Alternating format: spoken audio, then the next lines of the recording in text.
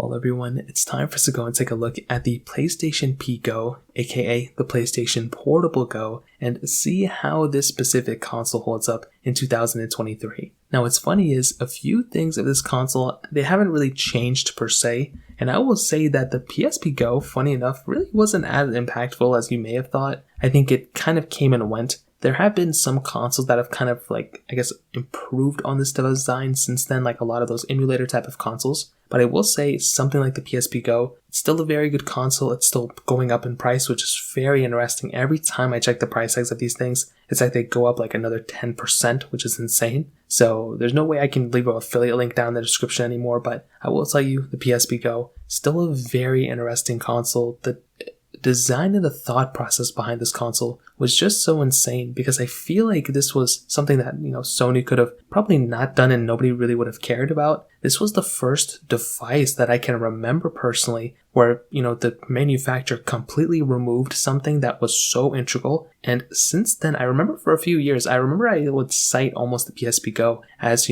before like Apple removed the headphone jack, or before they removed the eSIM card or Samsung removed the SD card or something like that, I would almost think about the PSP Go as, oh my goodness, how can a manufacturer remove something so integral of their device? So it's funny that this is one of those examples I think about. Now, the PSP Go was kind of a successor, but also a revision to the PSP lineup. It was more like an extension rather than like a brand new, like, hey guys, this is the new console. This is how it's going to be forever. I think this was going to always be temporary, but the main novelty, as far as I understand about this console, was that it slid up and down. Now, I'm sure everyone knows what a PSP is by now, but a PSP, was that, PlayStation portable console. It was a rectangular kind of design. It looked kind of like a chocolate bar kind of thing. I think that's kind of what people, compared it to. And it was very cool. It was so nice. It was just held in your hand and you had all the peripherals as always. And at the top, you had your Umd slot. Now, that was a proprietary type of,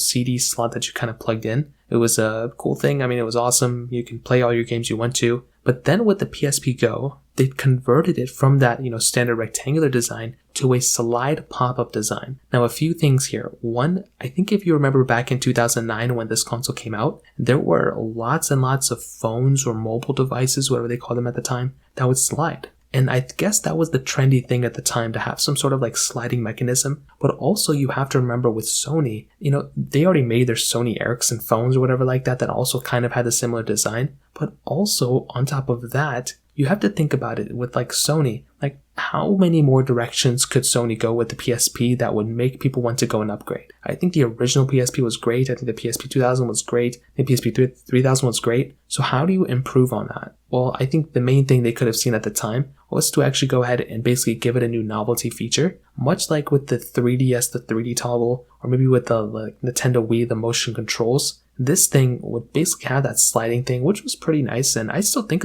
my console is 14 years old and it's still sliding up and down. It doesn't have any issues yet there, which is insane. So I think with the PSP Go, that's what Sony was going for. And I think people didn't really mind the design too much. I think people actually thought it looked pretty cool. I think maybe there were some complaints here and there. When you slid this thing down, you had the option of having a clock on it, which is pretty awesome. So you could kind of have some sort of screensaver, which I think was pretty cool in and of itself. But when you slid this thing up, that's where you kind of get this, blown up controls on this console. So you had the standard D-pad on the left side. You had the joystick right there too, so you can kind of move it around, and if you're playing games, it's all there, which is really cool. You had the start select buttons, you had the triangle buttons and all this type of stuff. And I would say that layout is pretty much exactly the same that you were getting on your standard PSP. I'm trying to think what other buttons they have, maybe the volume buttons and other things that were at the very bottom of the PSP, screen. But this console has it all basically either on the top where you have the PlayStation button right there on the top part of the screen, or you have it on the sides where you still have access to all your stuff. However, the sides you did have basically the standard,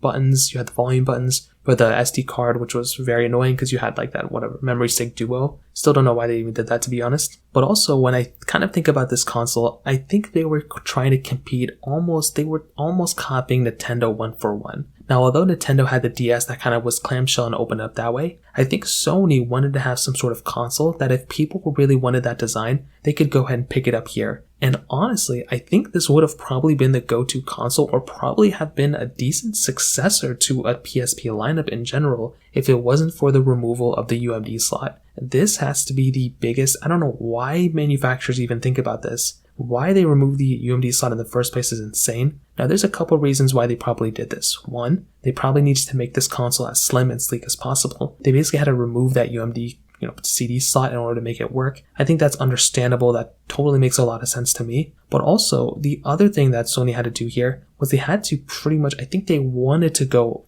as far into the digital landscape as possible. And, I think we all know this. If you have a digital console, you can't go and buy used games on a digital console. It's not really a way to do that yet. I think in the future, things like that can happen. There's already some places that sell digital or use digital games. But for a, big manufacturer like Sony, there's not really a way that you can do that. So because of that, you're kind of stuck buying brand new games over and over again. And if you're lucky, you probably have some PlayStation games that you already have on the PlayStation Store that you can just kind of put into this console. But if you don't, well, then you're kind of screwed in that sense. So with the PSP Go, you were able to play tons of PSP games, which is cool. But if you had a physical library of games that you had on your previous PSP, nobody's going to want to go and upgrade to the PSP Go because you can't even play those games on there without having to rebuy all of them. And also, I don't even think every game was available on the PlayStation Store at the time. So you had an even smaller library of games that you could play coming from a standard PlayStation P. So that in and of itself was another really, really weird thing, and I don't even really understand what Sony was trying to do there. Now, I will say,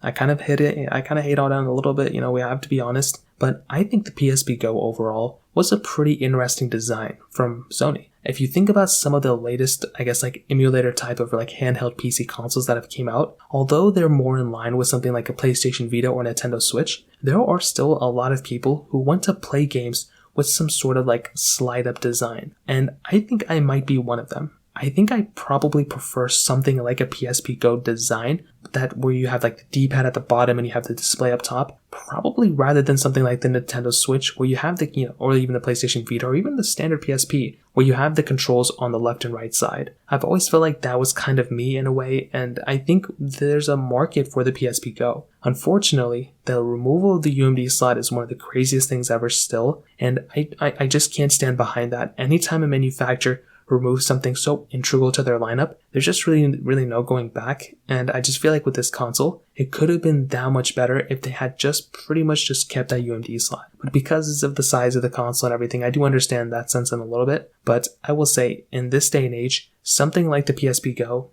it surprisingly is worth buying because of the price it keeps going up. These consoles, I remember 3 years ago, this thing was selling for $100. Now they're selling for $150, $135, $135 again. Some are broken for $100. So these things are still going up in price. And I think there's going to be a time where these are probably going to be around $250 to $300, maybe a few years from now. So if you have one in a decent condition that with some accessories, you'll probably be able to pick one of these things up for a decent value and probably be able to sell it for even more money. So I'd love to hear your thoughts about this. Let me know in the comment section below. Hit the like button, that would mean so much, but definitely hit that subscribe button. More importantly than everything else, I love every single one of you guys. Hopefully I'll catch you guys in the next video. Peace out till then.